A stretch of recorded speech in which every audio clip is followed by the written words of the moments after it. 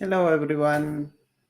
Welcome to our Thursday guest lecture series, guest lecture number 49, and today's snapshot, episode number 49, November 23, 2023.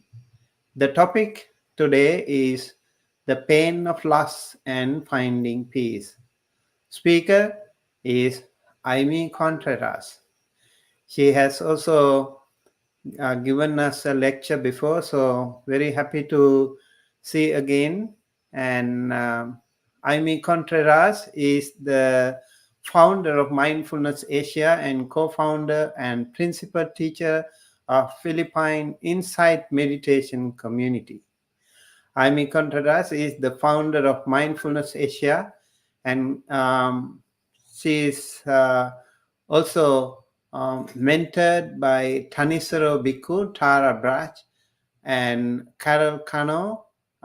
She received formal training at Spirit Rock Meditation Center and UCLA Mindfulness Awareness Research Center. She is a mentor for Jack Cornfield and Tara Brach's Mindfulness Meditation Teacher Certification Program and the Power of Awareness course. Serves as a cross-cultural mindfulness teacher and board member at Braided Wisdom and an affiliate teacher at UCLA Mindful Awareness Research Center. She is a visiting teacher in various meditation centers around the world, a founding advisory council member of the Global Compassion Coalition, and is credentialed by the International Mindfulness Teachers Association.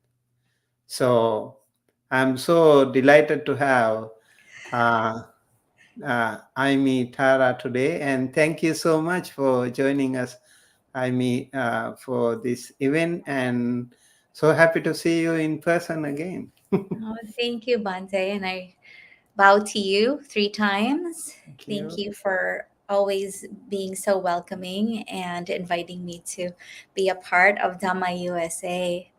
And I also wanted to wish those in that part of the world a happy gratitude day, I like to say it. And I would like to also acknowledge that traditionally, this holiday, which is called Thanksgiving, was celebrated because the First Nations people were so graceful and generous to share how to survive in this new world at that time. So, I'm so yeah. happy that you actually pointed out that because today is Thanksgiving Day and people celebrate it on different occasions, and we as Buddhists we can also actually celebrate it. We can say like we, as you mentioned rightly, a gratitude day, how to say thank you to others, maybe, but our in our own way, right? We don't have to maybe probably what do you call the turkey on our dish, but we can always be grateful and thankful. As the Buddha himself said, it is hard to find grateful and thankful people. It is rare to find such grateful and thankful people. And the Buddha said such people are really rare, and such grateful people actually constitute 100% of the Buddha Sasana.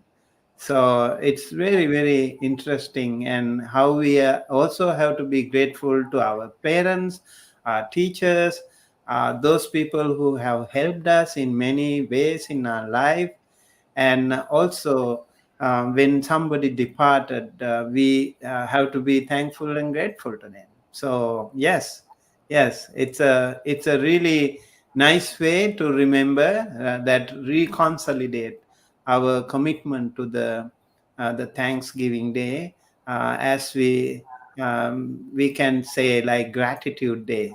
Thank you so much.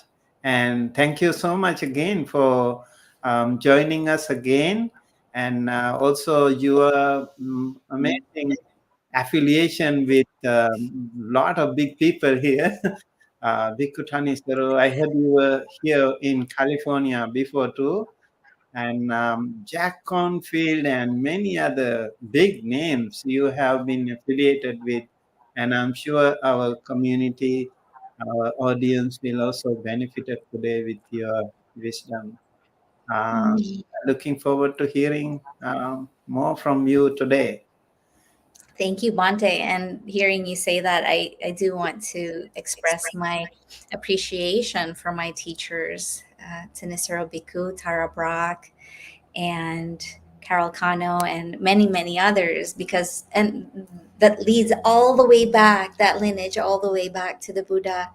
And without them, I wouldn't be where I am right now. So it's something that I really want to bring forward here because, yeah, it is Gratitude Day after all. Yes.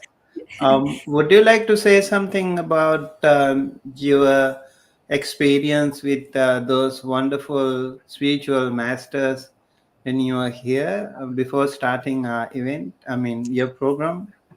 Yes, Bante. See, a lot of people are very surprised to know that I am a Filipina living in the Philippines, sharing the Dhamma. I have traveled to different places like Malaysia and Buddhist countries, and they're usually very surprised to know that someone from a Catholic country is practicing diligently and also sharing. And see, for me, I have had the blessing of getting a scholarship to go back to the United States. I did grow up in the United States for a short period of my life, and then I will share a little bit later about something that was very difficult that happened to me in a juncture of my life. And then somehow I was able to go back to the United States because I got a scholarship. This is by means of people who have been mentoring me that opened up the opportunity. So I got to practice and to study and be trained in Spirit Rock Meditation Center. And through that, I was able to connect with Jack Cornfield and many other teachers. Hmm. And during my first retreat at Spirit Rock, I had gotten in touch with Tanisaro Bhikkhu and requested to visit him in the monastery. And from then on, I was able to request for formal mentorship or him being my formal teacher. And he did accept, and he has been a very key teacher in my life anytime that I need any guidance with regard to the Dhamma for my own practice, as well as being able to share it in integrity. He's the one that I reach out to. And with Tara Brock, I had gone on retreat, and she was one of the lead teachers. And I had also the opportunity to be with her one on one. And I asked for her to guide me because I find her to be a wonderful teacher that is always coming from the heart, Mhm. and then she has the psychology background as well. So for me, it's beautiful to have the traditional classical monastic teacher that helps to guide me along the path in integrity, Tara Brock, who always brings me back to my heart. And then, not last, there's Carol Kano, who's been a dear, dear friend. And she has been one of those teachers that's always brought me back to connecting with nature and the practices of being with the earth, just like the Buddha when he touched the earth as Mhm. his witness.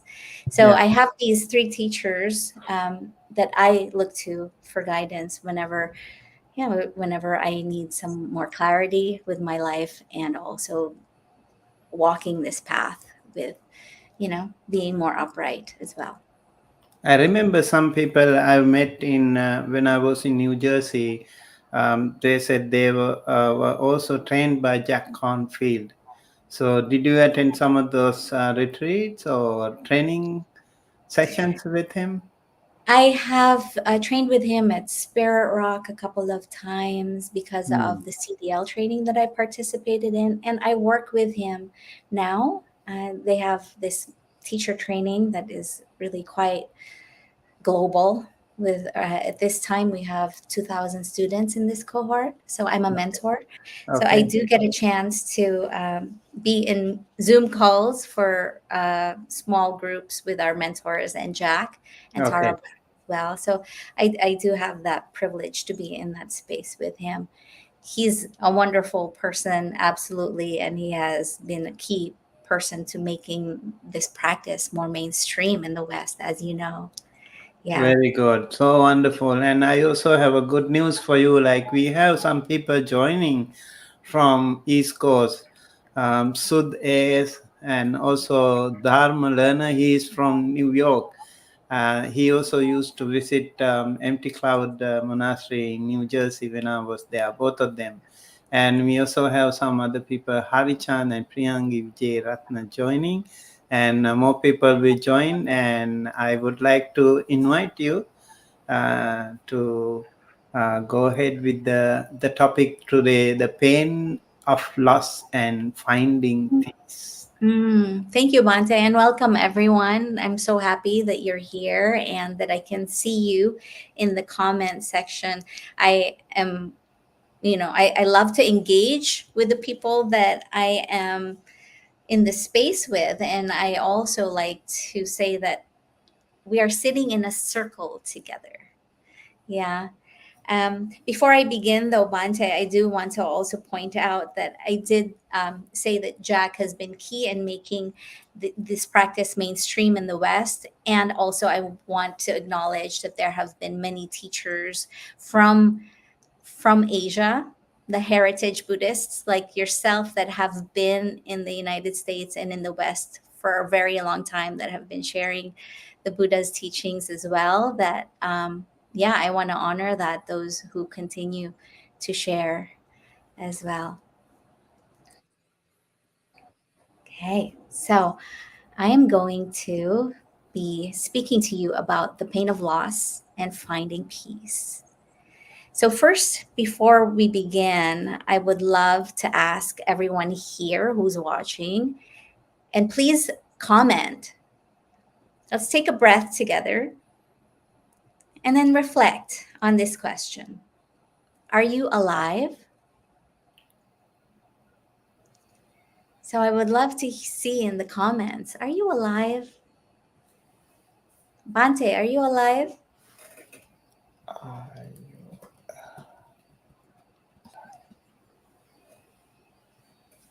Alive.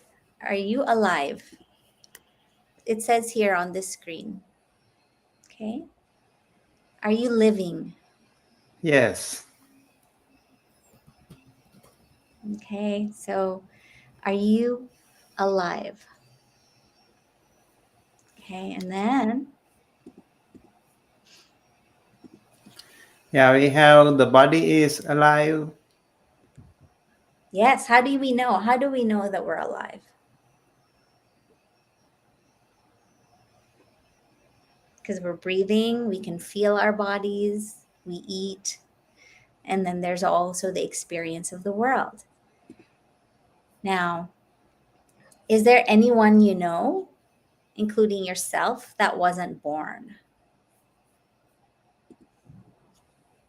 Yeah, I'd like to know. Is there anyone you know, including yourself, that was not born?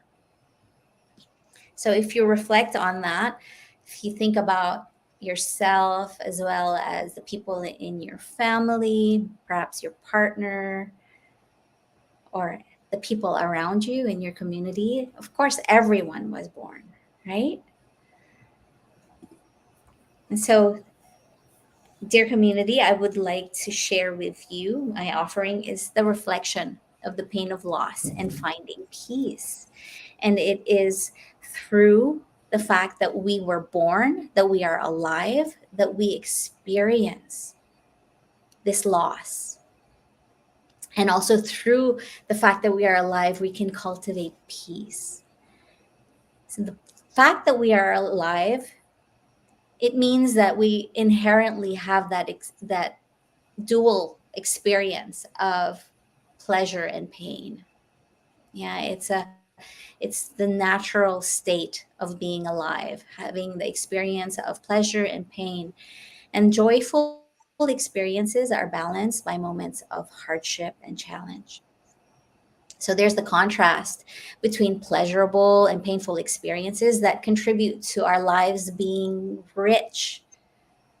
And yet, that also means that there's periods of stress and suffering, and that's inevitable. So, I wanted to share with you how, by being alive, do we experience loss? We experience loss by losing our belongings, material things. We may lose jobs in the period of a lifetime. We may lose our homes or our shelter. There's also times when we move from one place to the other. And so the geographic location, we lose a certain place that we hold dear to our hearts. Then we might also lose financial stability.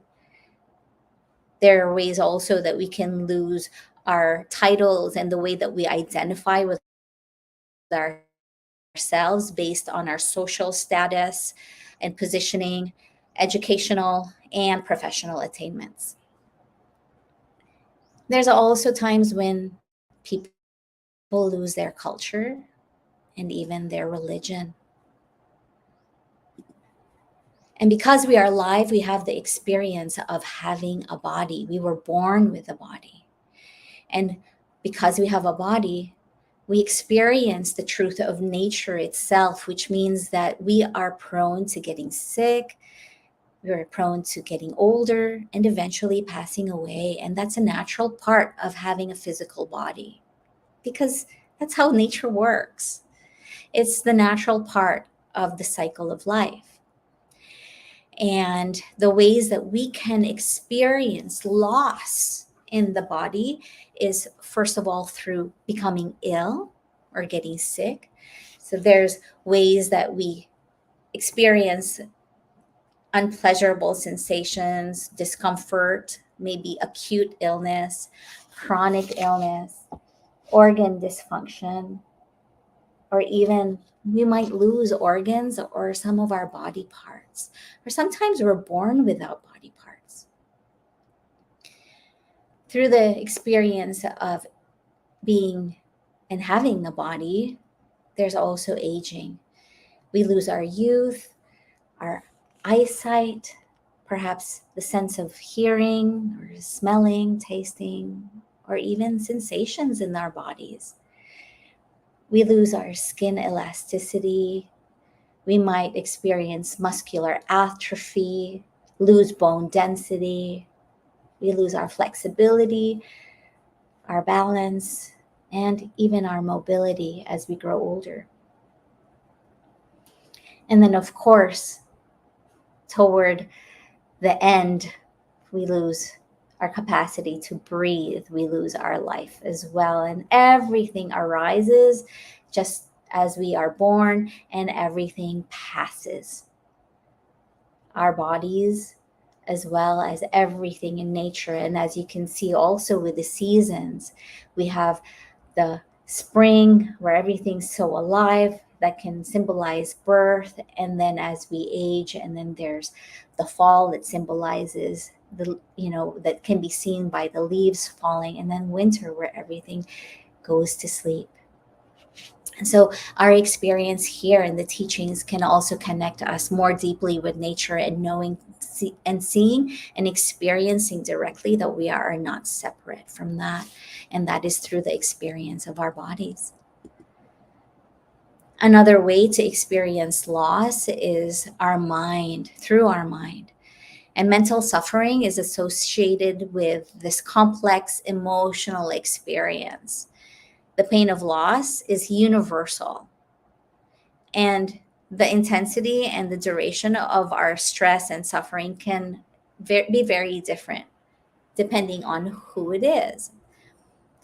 And the ways that we can experience loss with our mind is by losing certain views and belief systems that what we might hold onto or we might have held onto, and then we realize that some of the things that we used to believe are no longer true for us, and that can shake us from having this sense of confidence within ourselves and within our our wisdom or our intelligence. We might lose the capacity for attention or focus, lose clarity. We might lose learning capacities. We might not be able to adapt as well as we grow older. We might not be able to sleep as well either as we age. And then there's also memory loss, cognitive decline.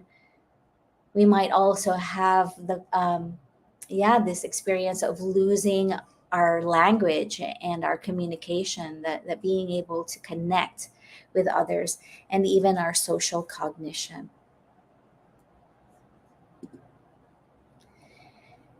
And there's also the experience as being alive with our bodies, and we have this capacity to think, our mental cognition. There's also the heart. Okay, and so in this tradition, the mind and the heart are not separate, it's chitta. But here, for the sake of having also the, to be able to speak about emotions, our emotional experience, I am also including the heart here. And with the emotional pain that can be associated with loss, it can be very, very real, and it has some psychological and physiological effects. That means that they're interconnected. The body, the mind, and the heart are not separate from each other. So any sensations in the body that arises for us can bring up certain thoughts, painful thoughts, and maybe painful emotions as well, like sadness or grief. So, understanding grief is a really natural response to loss. And that can also vary depending on the individual. It's really important for us to touch into that grief and to whatever emotion is arising so that we can navigate the challenges of emotional pain. Loss that involves the heart or emotional loss can be the loss of joy, peace, and happiness. It can also be loss of relationship, like we might lose our pets, we might lose our beloved partner, we might lose certain friendships, we might also lose community. We may lose trust if we've been betrayed. We may lose a sense of safety when we're feeling isolated and alone. We may lose willpower. We may lose hope. And we might lose our life dreams and our visions. These are certain things that really keep our hearts alive and full. I'd like to bring in Khalil Gibran's voice as I quote him. For life and death are one, even as the river and the sea are one. And that, for me, shows that there is this interconnectedness in our experience of being alive with our bodies, our minds, our hearts, and then also how do we relate to the world, the internal and the external experience through having a body as that form that also has this capacity through our senses to experience life outside of us within the form that's around us and how we perceive things. So I would love to ask, first of all, and again, I love to engage people as I'm sharing and I'm connecting with you. I would like to know, is there anyone here who's listening or watching right now that has never lost anything or anyone? Have you ever lost anything or anyone? And I would imagine that the answer is yes. Yeah, it is a natural part of life, as I had mentioned before. So I would love to share with you the parable of the mustard seed with Kisa Gotami. This story is a beautiful story that shows how the Buddha used skillful means to help someone who was in a very difficult situation. So please listen, relax, and I invite you to be very mindful and please continue to listen to the words that I share with you, this story. And if you notice your mind wandering off in thought or that you're distracted, come back again to listening. So here I go. During the time of the Buddha, in the city of Shraswasti lived a young woman named Gotami who had been born into a very poor household. She was so thin that people called her Kisa Gotami, meaning skinny Gotami. Kisa Gotami married very young and gave birth to a son, who she was very devoted to. One day, soon after her son had learned to walk, Kisa Gotami was out in the street with him when he suddenly tripped over it and fell and lay there motionless. Kisa Gotami rushed over to her son and tried to revive him. She tried everything she could think of, but nothing seemed to work. She was convinced that he had just been knocked unconscious and that if she could only find the right thing to do, he would soon recover. In her anguish and grief, she was unable to see or unable to take in and comprehend that her son had died. When she didn't manage to revive him herself, Kisa Gotami rushed home and asked her relatives to help. They could see that the child was dead and tried to convince Kisa Gotami of this, but she was determined that this small limp body was still alive and that there must be some medicine that could restore him. Carrying his dead body in her arms, she went along the street, going from door to door, asking if anyone had the medicine that would cure her son. It was clear to everyone that she asked that the child was beyond the help of medicine, and that poor Kisa Gotami was so distraught that she couldn't accept the reality of her child's death. They tried to help her as best as they could, gently pointing out that medicine would be of no use and that she must accept that the boy was dead and take him to the cemetery to bury him. But she didn't but her sorrow and anguish was so deep that she was unable to process what the people were telling her. They couldn't get through to her. And all they could do was to say that they didn't have the right medicine and that she should try somewhere else. Kisa Gotami still wouldn't give up and continued on searching for the medicine. Some tried to console her. Some just thought she was mad and closed the door to her.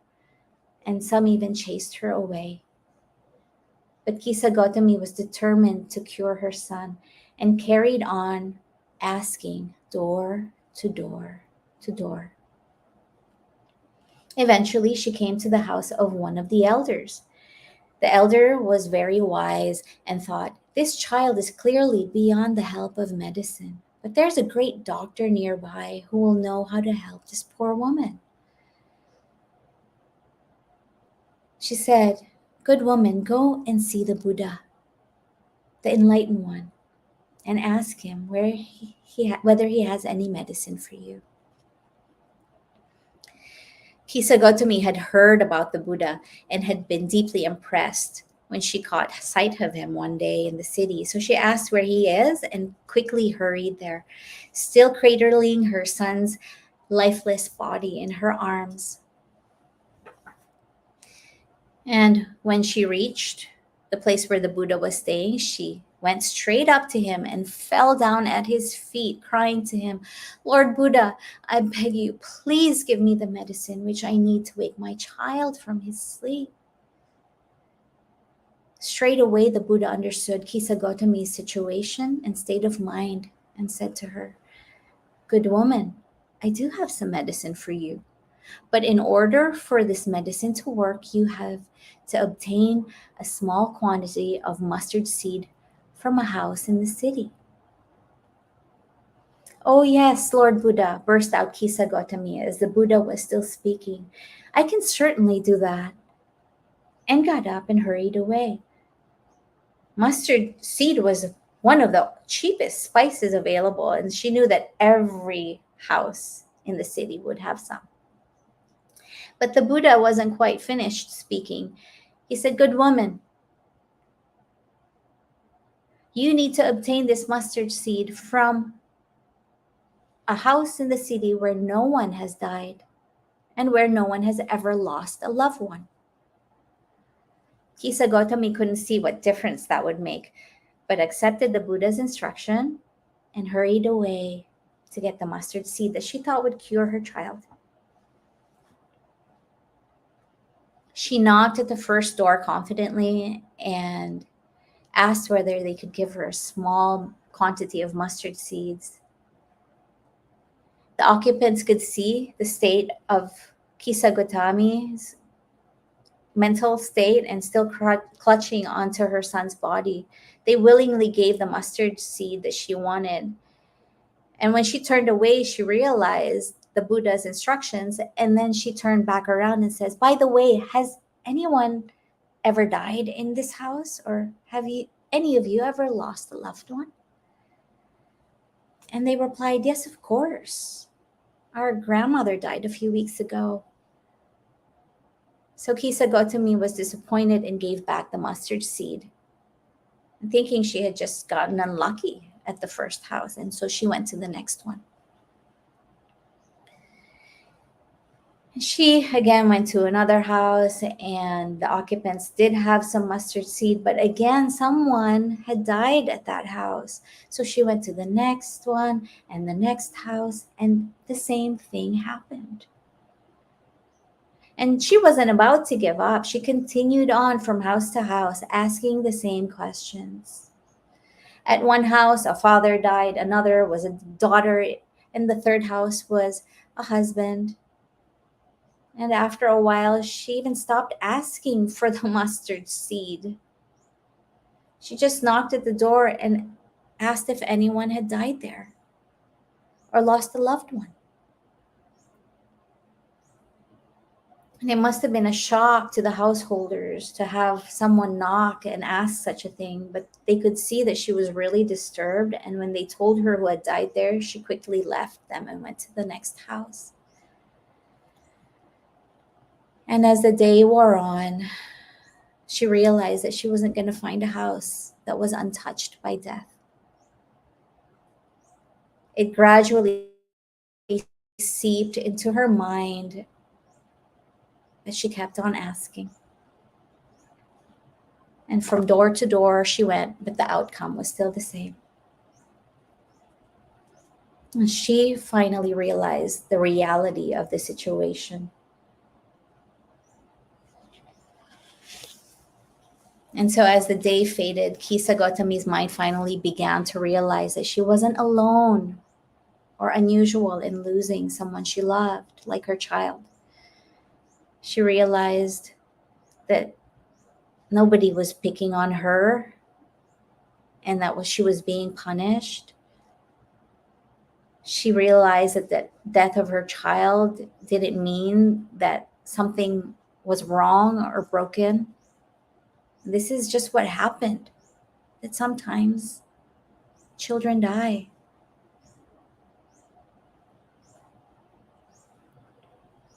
So still feeling the pain of loss, with her heart no longer disturbed by anger or denial, she accepted the death of her son and lovingly carried him on his final journey to the cemetery. After burying her son, Kisa Gotami walked back calmly through the streets to where the Buddha was staying. She smiled kindly at those from whom she had been demanding answers from earlier in the day. But she was so different now that many of them didn't even recognize her. Now, finding the Buddha again, Kisa Gotami went to him and respectfully bowed before him, thanking him for his teaching. The Buddha asked her whether she had managed to get the mustard seed, and she replied, "No, Lord Buddha, I have not. Mustard seed is easy to obtain, but a house untouched by death cannot be found." Good woman, said the Buddha, when I said that I had some medicine for you, you may have thought that I was promising to cure your son. But indeed, the medicine was not for your son, but for you. I can see that the medicine has done its work, and that you now clearly see that birth and death cannot be avoided, and that are part of the reality of existence for each and every person and for all living things. Then the Buddha recited this verse. People are heavily burdened by so many cares.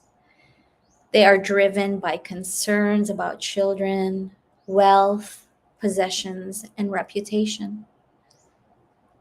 However much they may be attached to life, death comes to all, sweeping everything away just as a great flood sweeps away a sleeping village. And upon hearing this teaching, Kisa Gautami asked to be a part of the community and was ordained as a nun.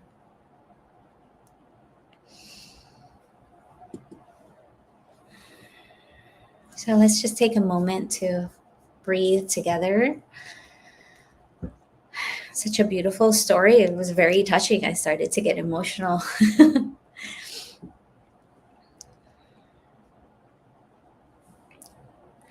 And now I would like to share with you or reflect with you, because I imagine that many of you here in this community know these teachings well. So please take this, as if you already know it, as a reminder, or perhaps if you're new to these teachings, just really take in as much as you're able.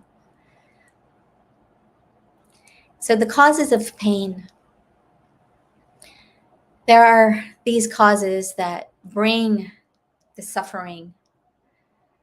And one is unsatisfactoriness, discontent, or stress. These often stem from unmet expectations, unfulfilled desires, or challenging life circumstances.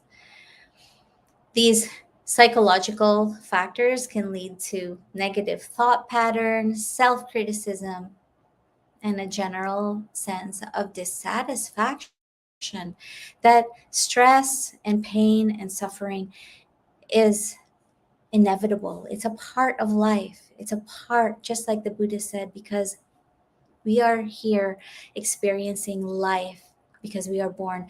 It's inevitable that we will experience pain in our lives because we will lose people and things that are dear to us.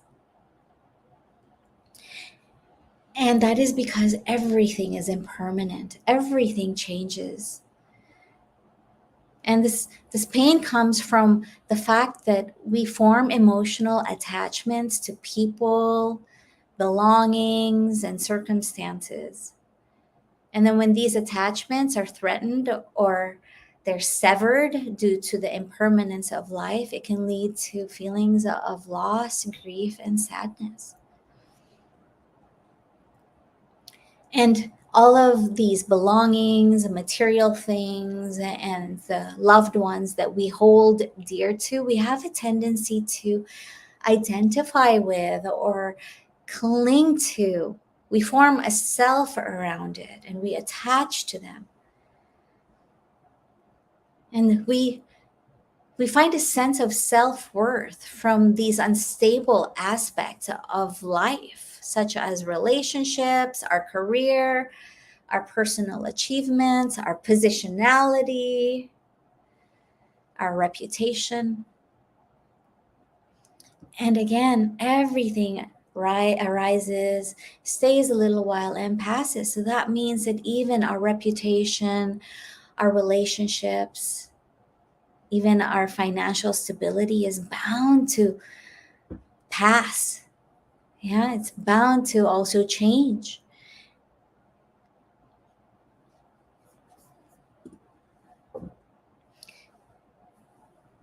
So, some of the things that we reflect on as practitioners and people who walk this path are the 5 remembrances. And I would love for you to reflect with me these 5 remembrances. I will recite them and maybe you can read along and also say them for yourself, out loud, or even silently in your mind. I am of the nature to grow old. There's no way to escape growing old. I am of the nature to have ill health. There's no way to escape having ill health or getting sick. I am of the nature to die. There's no way to escape death.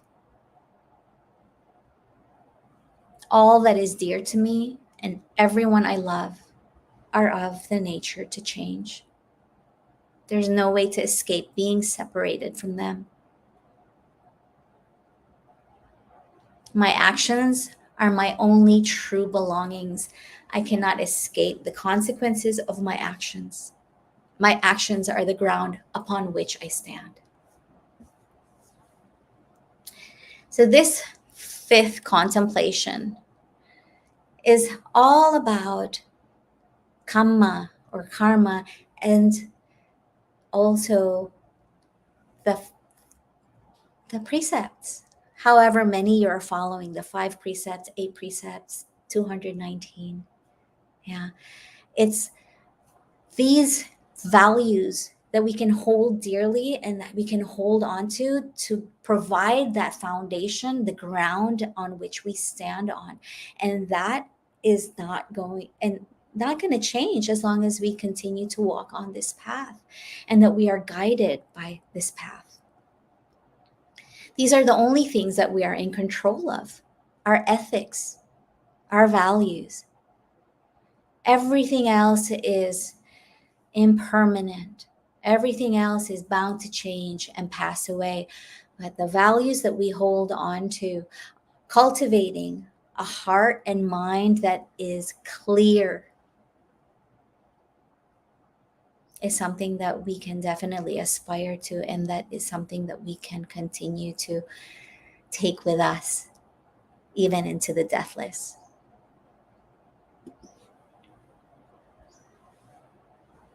So I invite you to take a moment now, if you can breathe with me. If you want to, you can close your eyes or keep them gently gazing downward. Take a few deep breaths and just take a moment to pause here. There's been a lot that's been shared.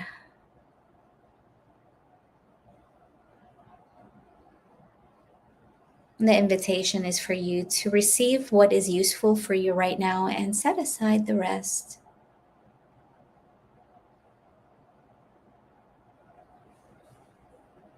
Connecting with your breath as you breathe in and out, knowing your body is breathing,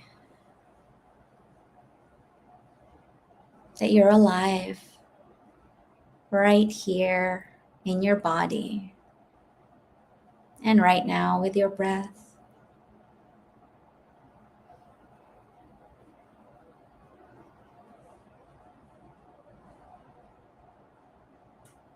And as you reflect on this very moment, being connected to your body, that you are breathing,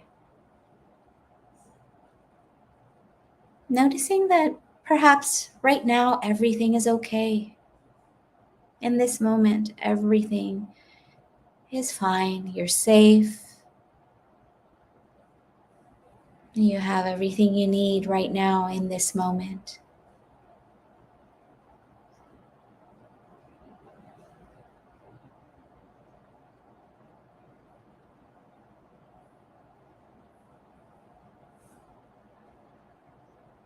And if your eyes are still closed, I invite you to take another deep breath and open up your eyes.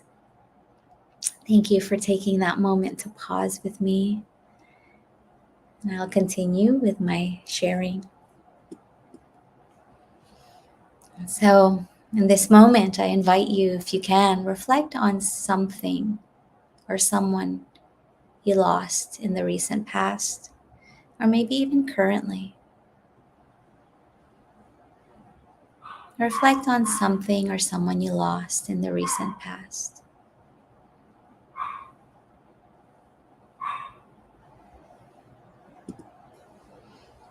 And I'd like to offer this quote from someone that's anonymous. Love is stronger than death, even though it can't stop death from happening.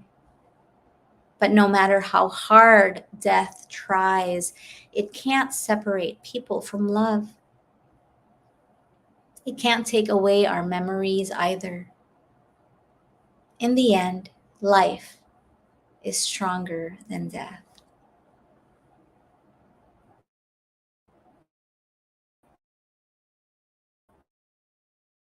So now we come to the part, how do we find peace? So it is, for me, my personal experience, I have found peace through the Buddha's teachings, through meditation practice, and through that cultivating stillness of body, heart, and mind, and finding a sense of quiet. I was able to tap into that peace that's always within me, that stillness that's always within me, that I don't have to search outside of myself to find that peace, because it's something that I can cultivate. And it's through practice that we can understand, know, and embody this truth, the truth of nature, of life, and that every moment can be lived with a beginner's mind. So the practice of mindfulness, meditation, the practice of letting go, the practice of metta, kindness and goodwill, practice of karuna, compassion. We can also cultivate mudita, this appreciative joy, being happy for the success of another. Practice cultivating upekkha, or equanimity, this sense of harmony despite the ups and downs of life, to find that centered foundation within yourself, that knowing that things rise and pass, arise and pass away, and still find that sense of balance. We can practice gratitude, just like Bante had mentioned. As practitioners, it's something that we aspire to every day, not only today on Thanksgiving. And then also practice forgiveness. And through these practices, also we have this cultivation of connecting to our beloveds. It could be our partners, it could be pets if you're single, or if you are living alone. We can also cultivate connection with our spiritual friends, kalyana mitta, through community, our sangha, and our connection to this common humanity. And this is felt through the practice of compassion, to know that we are not alone, that whenever through this cultivation of metta, this kindness, this friendliness and goodwill, when we see the suffering of another, there is this sense of wanting to help, to relieve that person from the suffering that they're experiencing in that time. That compassion gives us that view into the common humanity, that we are not separate, that we are the same, that we all experience pain. Through the practices as well, we have the capacity to cultivate this connection with ourselves, and then also connecting with our ancestors, those people that we love who have passed away. and to honor them. And here's another quote: "Those we love don't go away, they walk beside us every day. Unseen, unheard, but always near. Still loved, still missed, and very dear."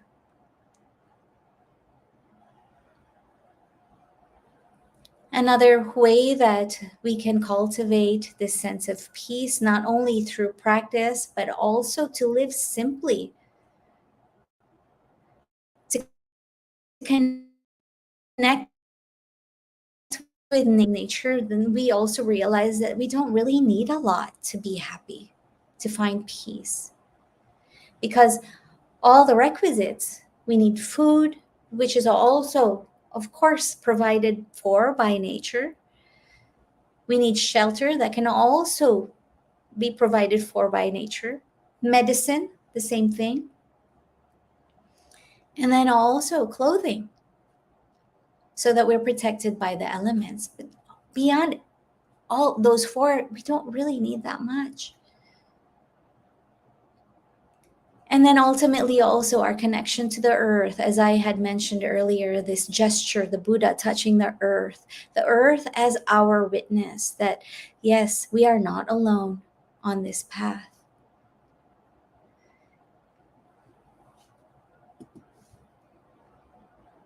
And then lastly, trusting in the unseen and the unknown, and then the deathless. And the Buddha said, when the heart is released from clinging, then consciousness does not land anywhere. That state, I tell you, is without sorrow, affliction, or despair.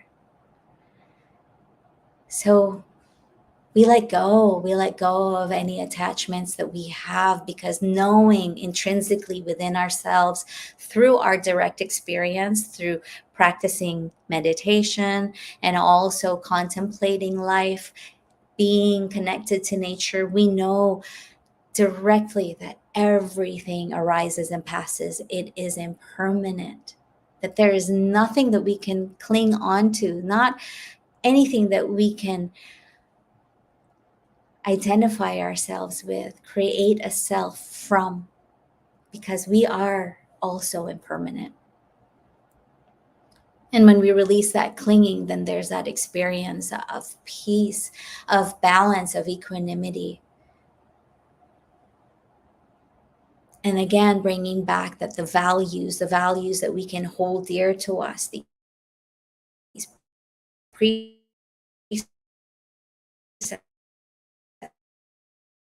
standing upright and walking this path with integrity, is something that we can hold on to.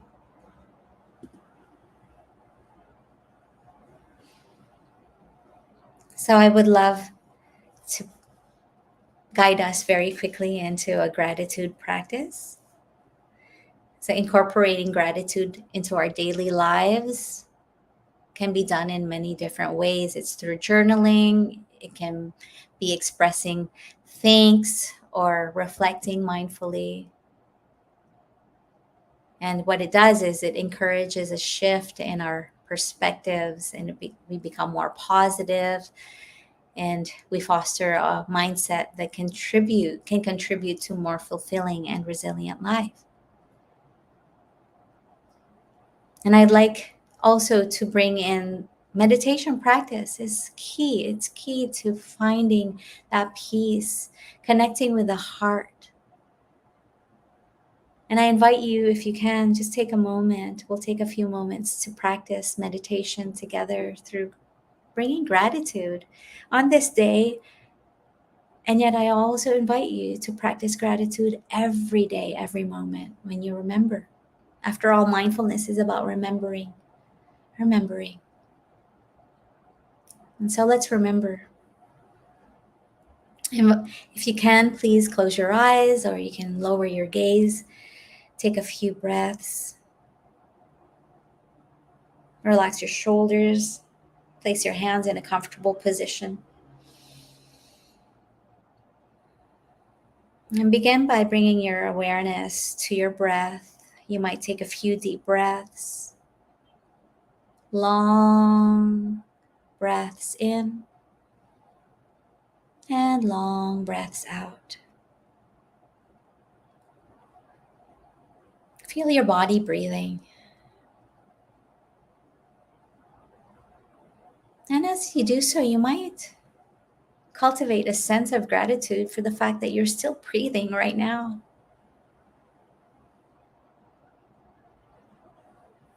What a blessing. And coming to a natural rhythm with your breath. See if you can release control. Let your breath be natural. And still bringing and resting your awareness on the in and out breath. And if your mind wanders, gently bring it back again to your breathing. Breathing in and breathing out without control.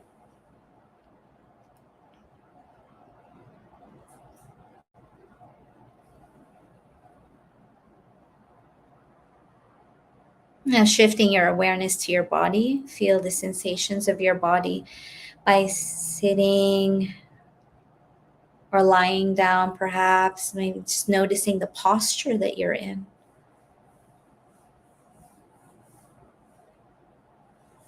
And see if you can scan your body and sense into the different parts of your body, starting from your toes, moving upward toward the top of your head. And as you scan your body, gently express gratitude for these body parts and how they function. They still function. The heart still beats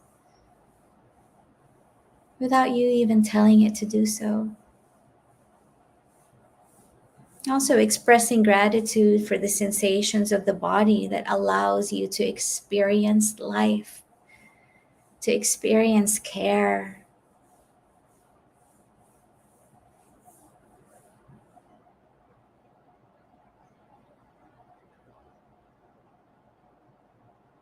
Noticing if there's any parts that feel tension or tightness, and bringing some care into those parts as well, some self-compassion toward the body.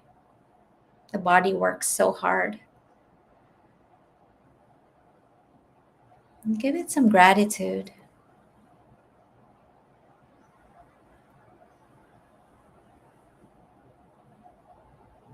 Now turning your attention to your mind, acknowledge any thoughts or feelings that arise without judgment.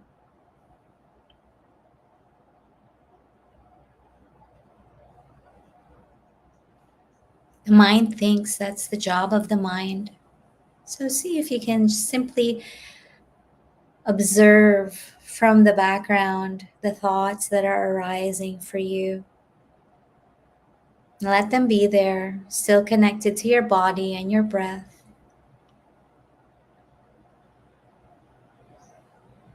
And if there are any distractions, just notice them and guide your focus back on this present moment, anchored on the breath and your body.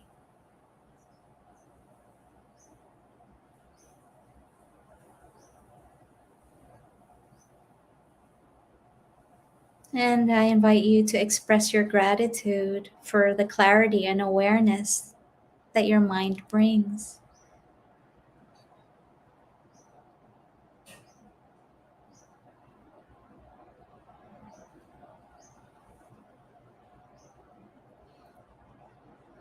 And now I invite you to bring your awareness, your attention to your heart.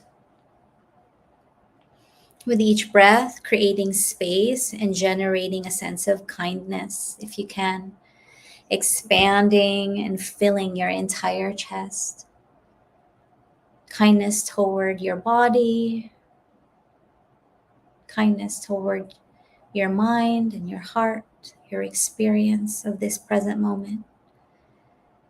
Feel it in your chest.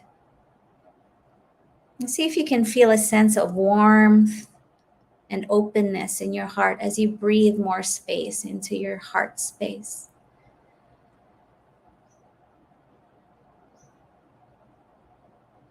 Express gratitude for the capacity to love and connect with others.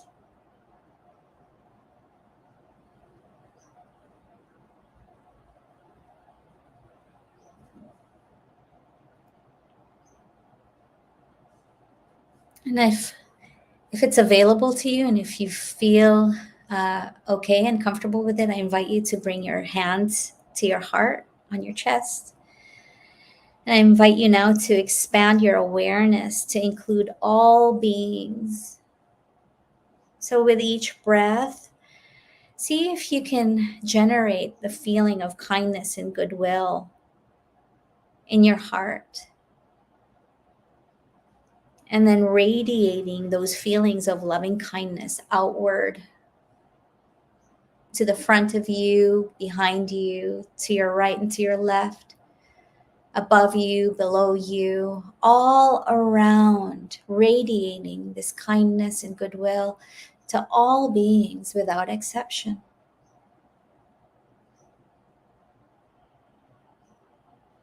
Picturing your friends, family, acquaintances, and even strangers. All the living beings, including those that fly, that swim, with 4 legs, 2 legs, many legs, with no legs, those that crawl. Beings that we know and we don't know, and what we see and we don't see. Wish them well-being, happiness, and peace.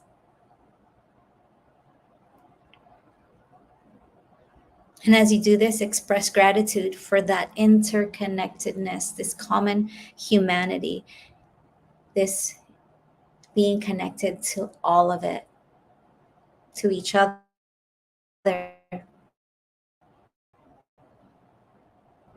all beings.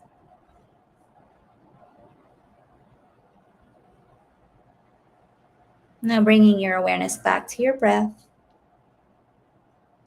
Take a few deep breaths if you're able.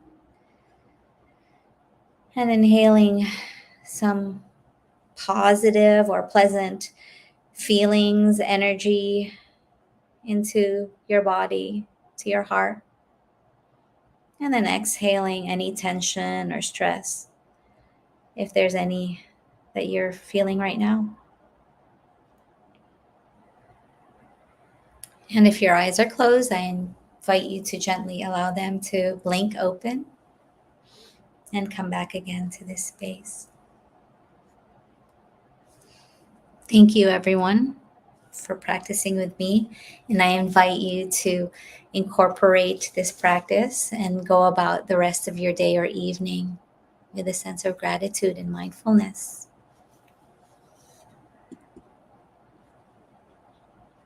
So I invite you to remember, through being mindful, to sit in silence, breathe, and enjoy each moment, because the present is the only time we truly have.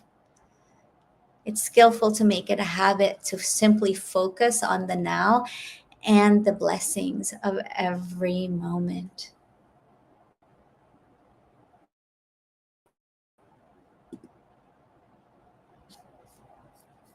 And so before I stop sharing my screen, for those who are near the Philippines or in Asia, as I am finishing my sharing here, I would love, if you can, to continue to deepen your practice and to cultivate that inner peace within you.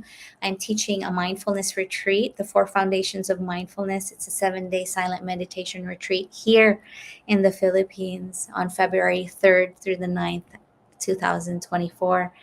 And you can reach out to me through my website, www.mindfulnessasia.com.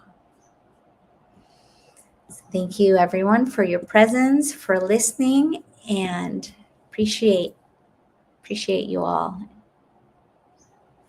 Thank you, Bante, for allowing me to share. Thank you so much. Um, that was very inspiring, and I'm sure a lot of people have been benefited from this beautiful session. And I think your calming words and also a lot of practices.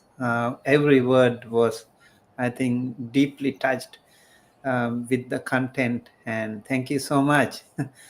Imee, we do have some questions. Actually, not. mm, I think you asked about the people, how they were alive or not. Maybe I would like to share some of their responses. Somebody said, "I feel alive." Yes. Somebody says the body is alive, and yeah, um, that was really interesting because today is also the thankfulness, gratitude day.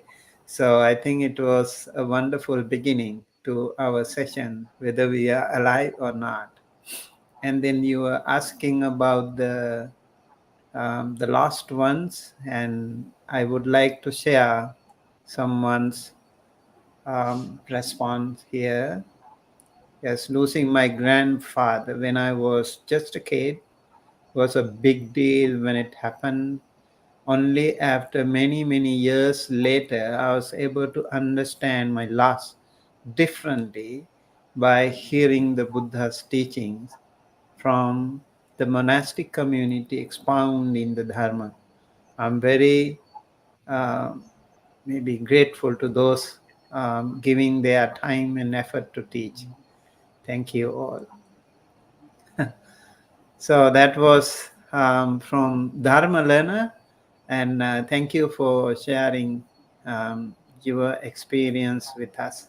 And also um, Sangamita from India, she's posting Buddha's teachings very helpful to heal dukkha. One can understand what is dukkha, how one can face reality, and how um, can one make mind. Um, yeah. Um, so maybe um, Imee would like to reflect on these thoughts first. Yeah, I think that it's the fact that it is an inherent experience for us to lose our beloveds, our families, and people that we hold dear.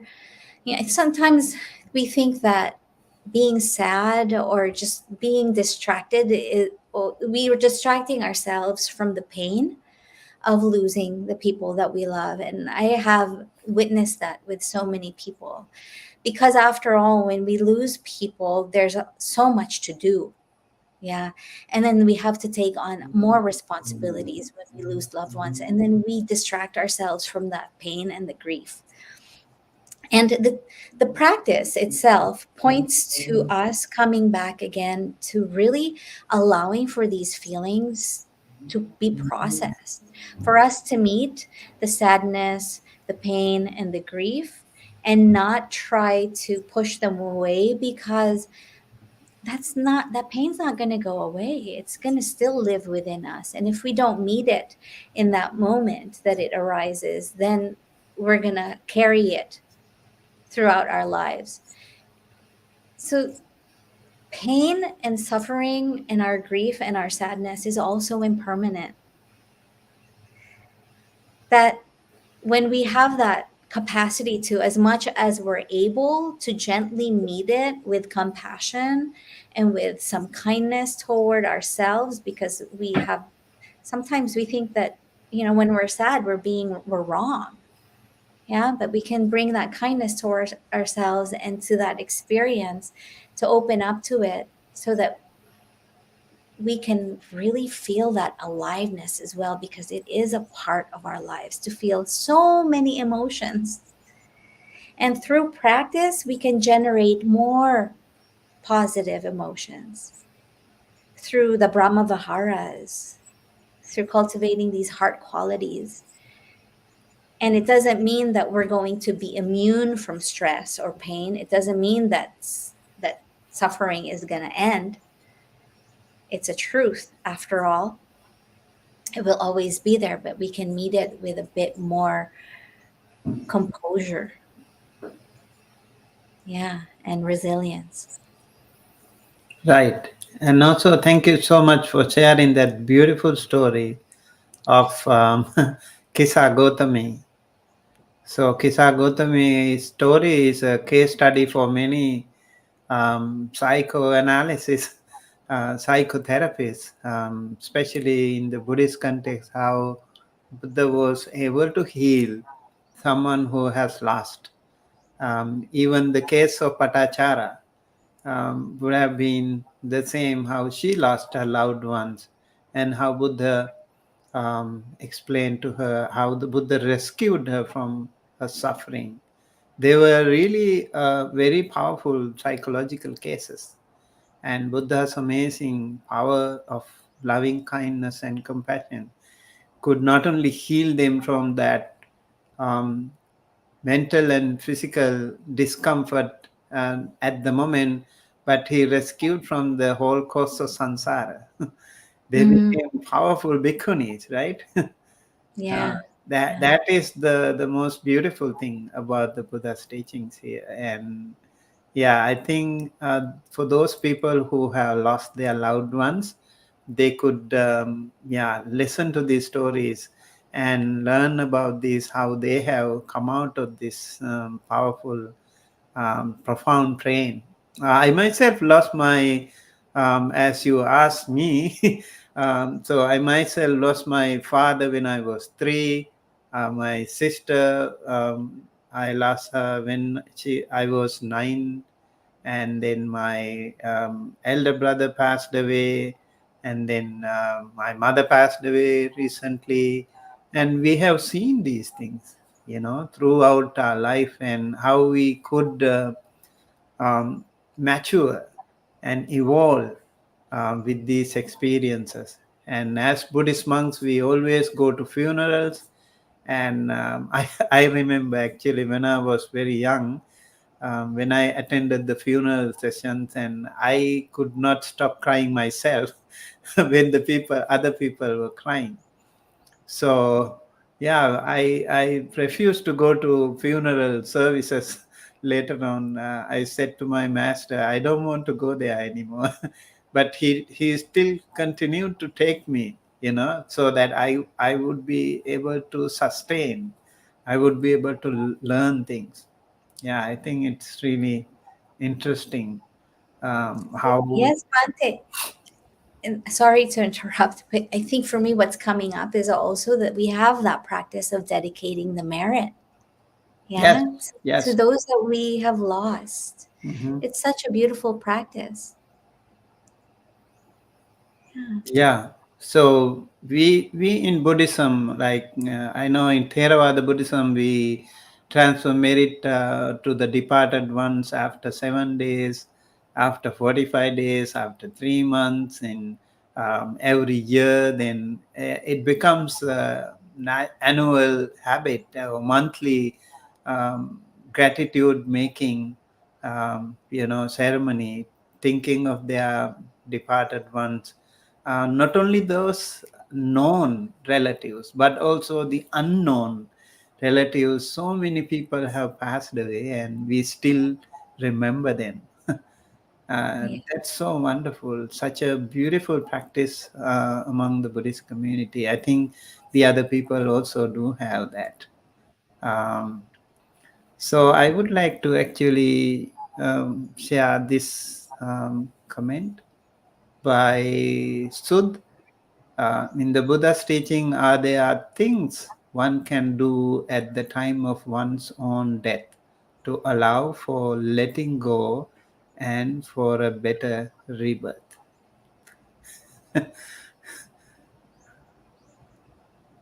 Bante, I'm gonna ask you to answer that because you're more expert than I am.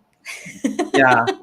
I would definitely, but maybe um, if you want to start with, I could also maybe piggyback.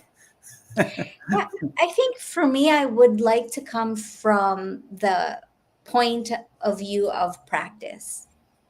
Yeah, so having that clarity of heart mind, yeah, that chitta that we're cultivating throughout our lives as we're still able, in that time of death, that we can still, if we can remember to come back again, yeah, that cultivating this presence with our breath to still be there awake and not be in fear. Yeah, so for me, it's been a practice to be, at the time of my death, to meet it with grace. And so that I'm not coming from a place of being gripped by fear or aversion or any of those unwholesome states of mind, and aspiring to be more loving and open and awake in in those moments in particular, will hopefully lead me to better conditions as I transition to the next birth. So for me, it really is, it's through right now having that privilege to continue to practice. Right. So in Buddhism, we do not prepare for death like on the spot. It's a continuous process, right? We said marana nusati, or the reflection on death, contemplation on death, is a continuous practice. As you mentioned, I think in your slides, how to think of the impermanence. It's also a part of our practice. Like you think when you offer flowers to the Buddha, you think of the impermanence. That's a powerful vipassana practice. When you offer lamb to the Buddha, you think of the impermanence. When you offer incense to the Buddha, you think of the impermanence. Every single morning when you wake up, you look at the sun, you think of the birth. And in the evening, it is the sunset and it is the contemplation on death. Every single morning when you go to bed, it is the contemplation of our death. So it's a temporary death for us. So we are actually training ourselves for the final day. And also according to Buddhism, every single moment we die. We are born and dying every single moment. Every time we open our eyes and wink, open and close our eyes, it's like birth and death to us. Every single moment we breathe in and breathe out, it is the constant reminder of our birth and death. So, and when you continue to practice like this, and when you are mindful about that, this practice, and I think death will be just another moment. That will be not so distressful, so panicking for you. I certainly believe like practicing anapanasati and also like practicing marananusati, practicing like being aware, being mindful of the impermanence in general can be very helpful to us in coping up. It's a very powerful coping strategy in dealing with many things in our life, right? And also, if you can think, like I have seen some Buddhist practices, like what they do is contemplate on their own good deeds that they have done. We used to have a book called Punya Pothaka in Sri Lanka. So it's a tradition. You record all your good deeds that you have done. So you when you when you are into old age, those diaries, those note taking journals, like whatever you have done in your life, like good things, you can just read it out loud yourself or ask someone else to read for you can also like make you feel comfortable and peaceful. I think some of these things, like how you maintain your inner peace at the time of death, will make your mm, final moment more peaceful and smooth. Thank you, Bante. What you were saying there, with every moment and every activity, you're contemplating on impermanence, and that there is this uh, experience of death in each moment. What came up for me too is that, when you watch the sunrise, that's birth, and then when you watch the sunset, that's death. It's so connected to nature. Mhm. And it's through just being aware of what's happening around you that you can definitely directly experience that as well. It's so beautiful. And I have one of those journals, those books where you can take note of what I did well today. I have to Right, start doing that. right, right. There is a story about in Dhammapada. Ida nandati pecca nandati kata punyo ubhayatta nandati punyang me katanti nandati bhiyo nandati suggatingato. There was a story of Dhammika Upasaka, a devotee, and at the time of his death, there were here, the monks were invited to his house for chanting, and while the monks were chanting, he suddenly signed the monks to stop, and he raised his hand, and the monks thought, so it is time to stop, and then they left. And then the Buddha asked, why did you come so early? You were supposed to chant for Dhammika Upasaka. And then the monk said, the Upasaka signed us to stop, so we came back. And then the Buddha said, actually, it was not to you that he signed, but to the charioteers from the heavenly realms. You know, so he asked them to stop for a while until the monks finished chanting. So when you are at the time of death, maybe you will have those reflections, those projections in front of you, like those good people or good deeds, like maybe even charioteers coming to welcome you to their realms, heavenly realms. So keep doing the good and keep maintaining your inner peace, even at the time of death. Do not panic. Yeah, I think even when, let's say, like you are having a accident, okay, you are there in the car when you are meeting with an accident. You should train yourself not to panic. Even if you die, it's okay. You have to train yourself.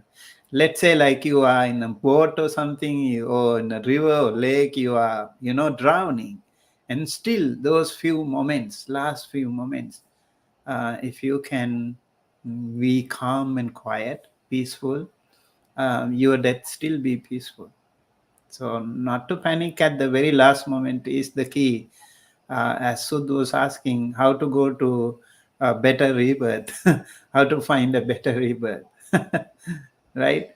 So those things can happen to us any moment. Like we never know how these natural disasters can happen. Maybe an earthquake, maybe a flood, anything can happen.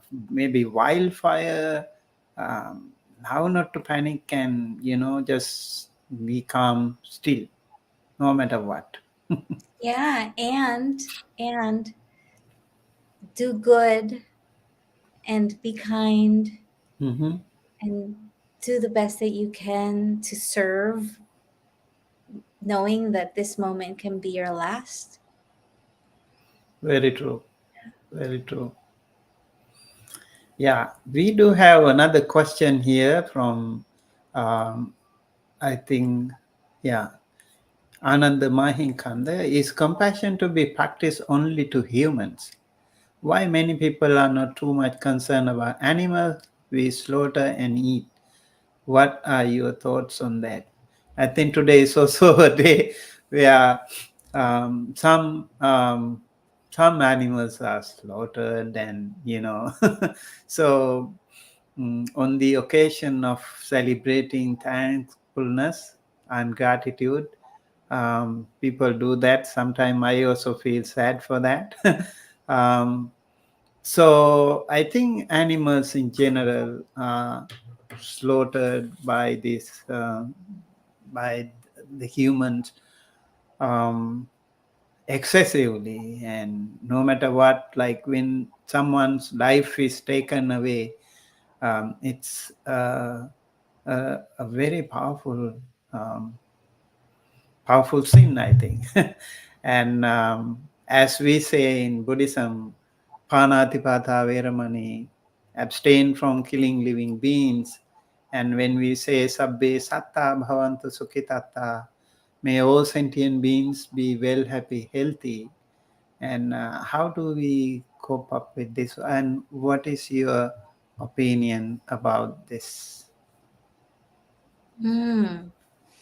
Gosh, this is kind of a hard one, Bante and Ananda. I know.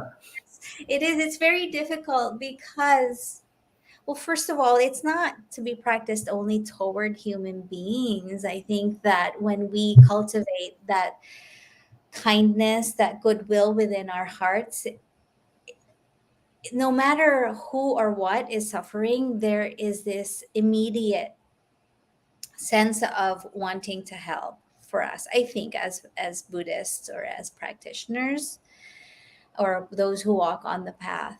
Um, And I think about as well, like when the Buddha never said you have to be vegetarian. Yeah, that you should not refuse, or as monastics anyway. So I think like with regard to like seeing nature and the cycle of life, there are animals that eat other animals, and then somehow we separate ourselves as human beings that we should be better, we should know more, and I think that that is true in many cases as well. Um, and yet I do to know that with regard to like slaughtering animals for food, there are different body constitutions that people have that might need animal protein in some cases. So I'm just going about this more in the layperson sense.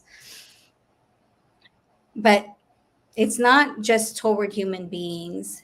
And yet at the same time, I want to bring in Jack Hornfield's words when he said, if we were to practice just part of the first precept of non harming, and if we were to even just practice that toward people not killing people,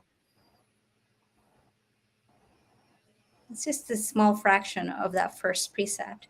What kind of world would we live in right now if we just stopped killing each other? Yeah, already that's a huge difference in creating peace and a better world. And then now we extend it and expand it toward, okay, so how about we don't harm other beings like animals? Yes, that's a great aspiration. We want to cultivate love for everything and everyone. And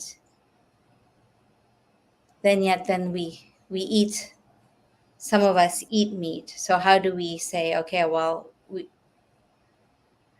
I'm kind of like getting off on a tangent here, Bante. So, but for us, like to not slaughter for food, there's also a different teaching around that with regard to right livelihood as well. Yeah, you see, so for me, like I'm getting all of these different maps happening in my head, just so you see like how things with the Dhamma are visually happening in my head and how to try to connect and find the right answer for this. It's so hard. So I'm rambling and I'm going to pass it to you, Bante, because I don't, honestly, I can't give you the right answer, Ananda. Yeah, I think what you said, like at least to begin with, not to hurt humans, is a good way to start with, you know, not to kill and not to hurt physically. And then it also can be extended to not to hurt physically and verbally, and then further, not even mentally.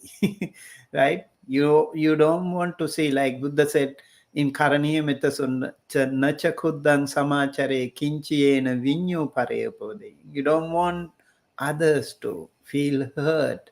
You don't even want to do that in your mind. How wonderful and wholesome your mind, that you can continue to practice loving kindness. And it takes a while for you to maybe expand your territory of loving kindness to other sentient beings as well. For example, think of mosquitoes. Even when you become vegetarian or vegan, can we still send the loving kindness to mosquitoes and those certain insects and bites that can really be very irritating? I think we need to we need to expand the territory in our capacity, but we need to try actually. And if you think of all sentient beings, we have to think of all sentient beings. And then, yeah, like can humans survive um, by being vegetarian? um, yeah, why not? If you want, you can. I remember when I came here, I was also a little worried, like, can I survive being a vegetarian? I found like, oh, there are many many vegetarian and vegan options here, so it was possible. And um, having said that, I think the idea is to practice loving kindness, and it's a constant practice. And while doing it, like when we have food, for example, the monk said, um, wisely reflecting, I use alms food not for fun, not for beauty, not for strengthening the body, but yeah, Intoxication. just to survive, just to sustain our spiritual practice. And in order to do that, you eat food, and you don't need so much food. And I think, like, maybe because of the modern day business, people, like when you have chains, very huge supermarkets where you provide food, meat, even vegetarian for that matter, like fruits and vegetables, they are processed food, and they are also not really for helpful for humans. So I think it is so hard.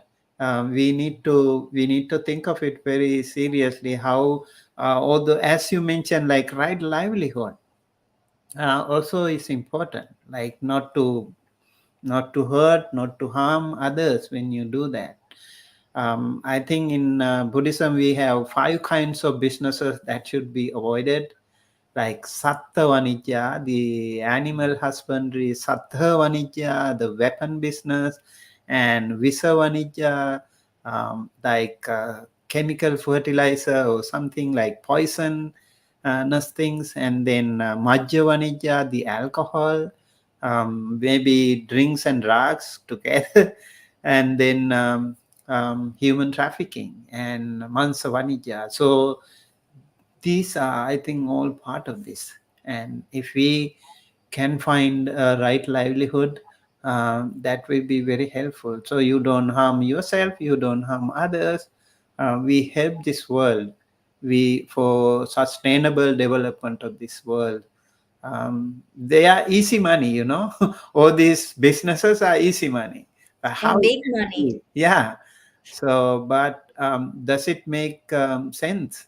Mm. If you harm others, you can easily cultivate things. And previously in the past we had certain cultivation, like once a year something. Now they produce things in such a way, like in a year you can make it like several times, and big proportion, and big fruits, like big vegetables, all big. in size. Um, yeah, so it's an interesting topic. I think we need to discuss more. I know it. There's a lot. There's a lot that we could talk about with regard to, yes, non-harming and right livelihood and the world as it is today. Yeah. Yeah, I think Ananda is following up. Actually, animal protein is not required and is very harmful to humans anyway. We need more awareness on this topic. Then the answer Mm. can be easy. Yeah, Yes, yes, that's true, and I think arguable by certain doctors as well, and some people that have tried to be vegans that didn't respond very well. But I think it takes some training, absolutely. Yeah, and yeah, it's very true. It's not required. right. Thank you so much, Ananda Mahinkanda, for this question. And he's also, I know him very well. He also is a practitioner of veganism. He promotes veganism a lot. We have a question from Sangamita. If someone gave non-veg in patta, they mean the alms bowl, then one can accept and eat. I think the question is for me, right? Yeah. Yeah. So when you go for Pindapata, there are certain things that we need to be aware of. So according to Buddhism, like if you go for Pindapata, if someone is offering you meat, non-veg, you have to ask if it was killed for me. If you have seen or heard that it was killed for you, and if you haven't seen or heard, then you have to ask them if it was killed for me, then you can't accept. Um, Otherwise, it's up to you.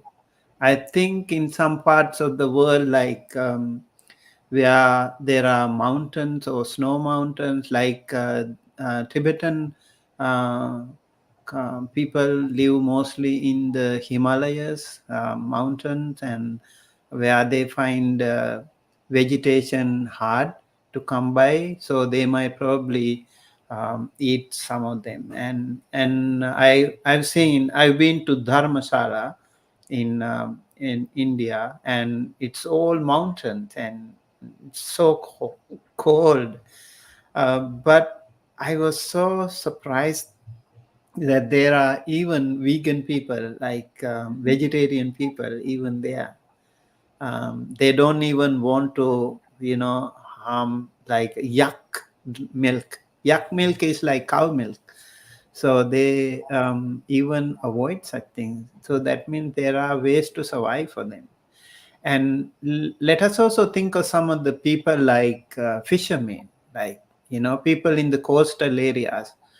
Now, can we say ask them to be vegetarian, all of them? I'm not sure if it is possible, but some of them still could do that, you know.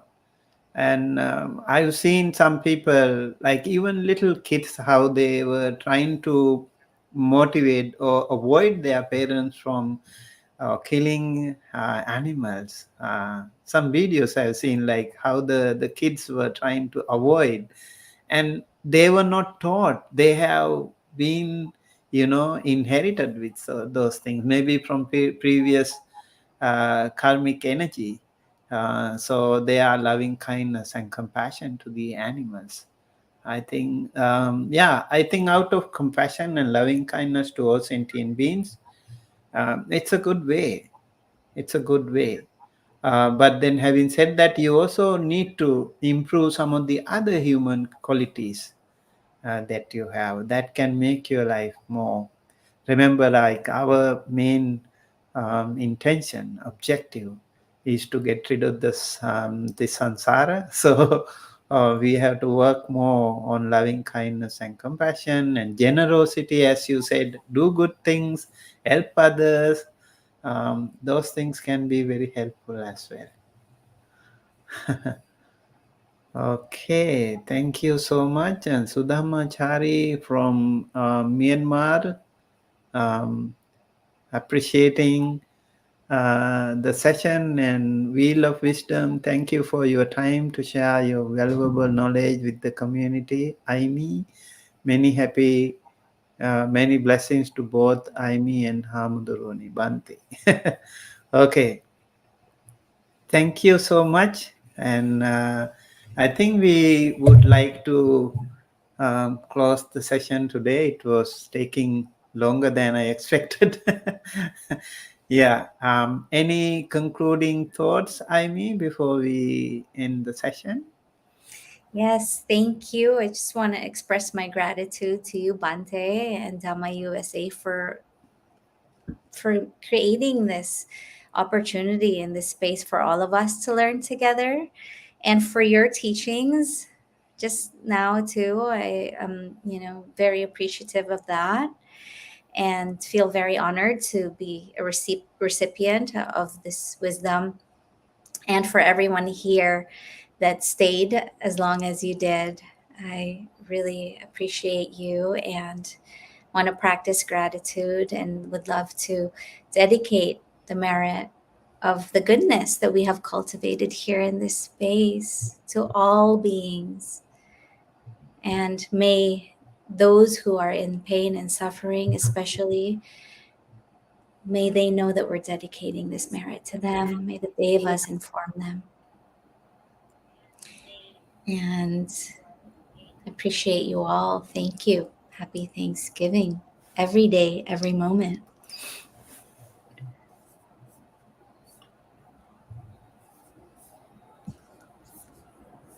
Can you hear me? Yes, I can now. Okay. I think I was kind of stuck. Yeah. Thank you so much. I somehow can't say, yeah, There you are. You were frozen, Bante. I know I'm meditating. Yes. Yeah, it's good anyway. Um, so, with that, we would like to conclude our session today. I think somewhere I have to um, end the session. Yeah, thank you so much, Imi. At least you can hear me. That's important. Yes. Um, may all of you be well, happy, healthy, and thank you everyone for joining us today, and especially Imee Contreras, Mindfulness Asia. We actually wanted to hear more from you about that, but hopefully another day we will talk to you about that. We would like to invite you one more time, or more times, in fact, to learn more from you and to benefit our community. And we would like to invoke blessings upon Imee Contreras for sharing your wisdom and your compassion, loving kindness thoughts for the benefit of our community. May you be well, happy, healthy. May you always be blessed by the Noble Triple Gem. May all our people who join us today and whosoever watch this video later, and their loved ones, near and dear ones, and may all sentient beings, including Devas, Brahmas, also be blessed by the Noble Triple Gem. With that, we conclude. May you be well, happy, healthy. Looking forward to seeing you with another session. That will be Sadhu. number 50 for us by next week. And see Sadhu, you. sadhu, sadhu, Thank Bante. you. Thank you so much. Bowing to you 3 times. Yes, I think I was back somehow. Okay. There you are. There you go. All You're right. gonna. Okay, bye. Thanks, Good night. everyone. Okay. Blessings. Thank you. Thank you so much.